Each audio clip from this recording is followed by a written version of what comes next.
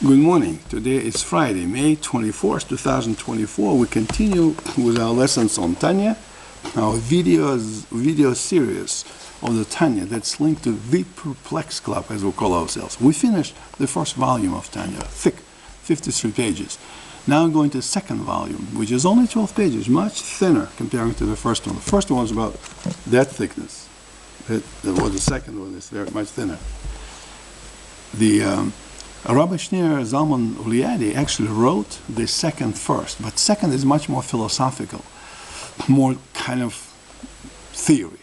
So Shneur Zalman felt when he went to publish it that perhaps we have to start something simple, not to turn people off. So he started to build slowly the process of the Binyoni, the book for the in-betweeners. And then we went to the second Tanya, which is he calls the Gateway to Unity and Faith. We started at lesson 85, or recording number 85, from the second book. And today, I believe it's 86, will be a second recording. And we are now in author's introduction, coming close to chapter 1. And Tanya says, educate a lad in his own way. When he grows old, he will still not swerve from it. Educate a young person in his own way implies that it is not a mature path, but one suitable for the child. Why Tanya said that? Because it's still a link. It's linked from the first book. In the first book, we talked about soul and the position of soul in our body. Tanya eventually evolved this idea slowly that it's not just in one place, in the brain, in the heart, whatnot, but permeates entire body, and it's just the energy expression of the soul that flows from the brain down to the heart and so forth. So we went through the discussions in the 83 lessons that we slowly, 10-15 minutes a day did. And now Tanya comes back to it, kind of in the introduction of the second book, the second volume, to say, okay, so remember, we talk about two types of love. When a person, let's say, wants to get closer to God, and of course, closeness to God results in good things, all sorts of good things. And of course, from the very beginning, we made this postulate that sometimes the problems that we have, maybe not sometimes, but even always, are a result of the fact that we don't fully connect to God.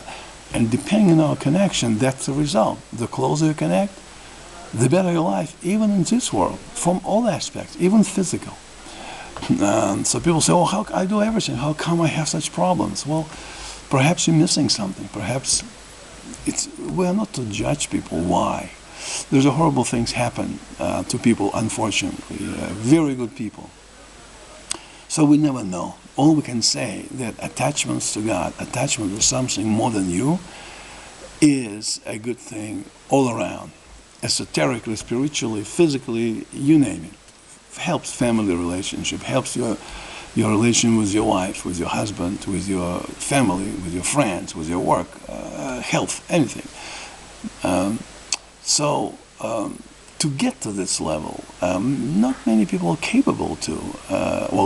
Everybody capable to, but not every people can have it. So Tanya in the first volume was talking about that you do, and now it repeats itself. Now, first you have to start something. In other words, if you completely did nothing, never went to the synagogue, so go to the synagogue. If you never lit the candles, Shabbat candles, well, light Shabbat candles, do something. And that something, that your desire to get to God, will increase over time. So even if you do it mechanically, even if you're in a group of people that are praying, and you think, they're just saying the words, they don't really mean it, there's no spirit. Even that mechanical things, you're in a group. Even then, partake of that. Eventually, that will evolve in your love for God. That's the first level of God. So you begin with your rational thinking, and then it kicks in the first level love for God, and then eventually it will kick out the second level, so to speak, second level love for God, which transcends the normal initial stage. Tzaddikim usually, I'm told in Tanya, already have that. Some of them born with that. They basically have connection, and they understand the singularity of the unity of Hashem that is not separated in multiple entities. And we can reach this level, but most people still on the first. So when Proverbs say, educate a lad in his own way, when he grows old, he will still not swerve from it. It means do something on the first level and maintain this initial kind of a childish attachment. The secondary, as you grow older, the secondary love for God will kick in eventually. So, and it then continues. In other words, the child doesn't mean that, but I also take it actually a little bit in a way, in a simplistic way. Remain a childishness in you. Keep that naivete of attachments. Don't lose it. Remain a child. Keep your eyes wide open. Be aware of the world. Admire the world. Don't become cold and rational. Be open. Be helpful. Be healthy, and be happy as a child. That's how I also take it on the basic level. Kabbalists develop it to the level of, as I just explained, and the Torah means to say, I command you to do what's necessary to achieve. It means love for God. And of course we discussed it, how is it possible to command to love God. So what Tanya now explains, you can command to respect somebody, you can command to behave nice, but you can't command love. Tanya said actually what the Torah means, I command you to begin to develop that love. Do something even mechanically, and eventually it will grow into love of God. I remember the book I read many years ago, Jonathan Livingston the Seagull. I highly recommend Jonathan Livingston the Seagull. Talks about seagull. He was part of a flock, and they were flying low to the sea trying to get fish.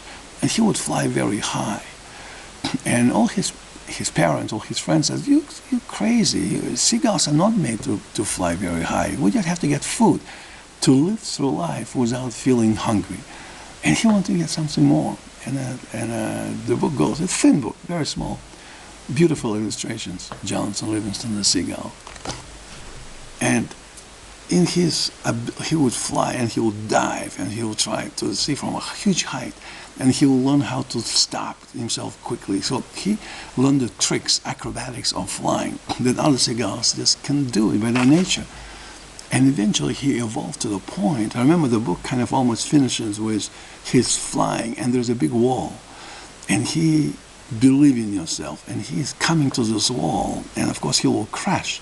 And then the book turns next page saying it skips what happened when he gets to the wall, and then all of a sudden he's flying, and he's a much quieter world, kind of different world.